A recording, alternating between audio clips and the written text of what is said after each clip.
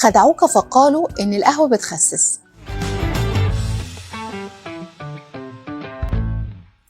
والحقيقة أنا أعرف ناس كتيرة جدا بتشرب قهوة كتيرة جدا عشان القهوة بتخسس. القهوة ما بتخسسش، القهوة ما بتخسسش، لكن هي ممكن تسد النفس. يعني عند بعض الناس القهوة ممكن تسد النفس، فعشان كده هم بيشربوا قهوة كتير. نخلي بالنا برضو من حاجة، إن كلمة قهوة أو مفهوم قهوة بيختلف ما بين شخص للتاني.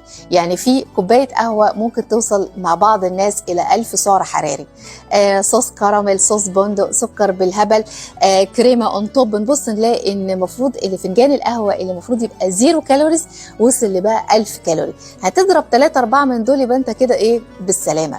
النقطة التانية إن القهوة السريعة الذوبان اللي احنا بنشتريها من بره بتبقى بروسيسد، مصنعة. كل ما الحاجة كانت مصنعة ودخلت بقى اتطحنت واتحمصت واتعرضت معرفش ليه، والحاجات دي بتقلل كتير من قيمتها وفوائدها.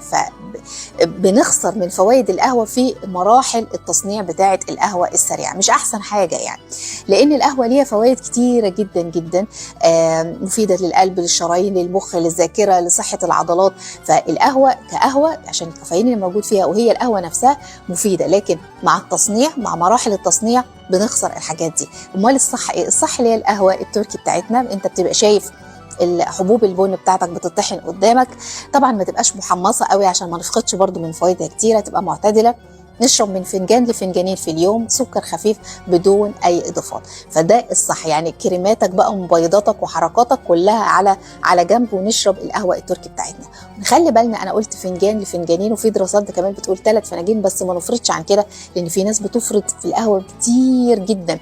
فرط القهوه ممكن يسبب لك توتر، يسبب لك غثيان، يسبب لك ألم في المعدة والأمعاء، ألم في العضلات، إحساس على طول بالهزال، ومرهق وإرهاق عام، ومش نايم كويس. بتعمل مشاكل كتيرة جدا بسبب الإفراط في القهوة. فخلينا من فنجان لفنجانين في اليوم، وشكرا على كده. سؤال حلقة النهاردة بقى، قولولي على 2 من الأعراض اللي ممكن يسببها الإفراط في شرب القهوة.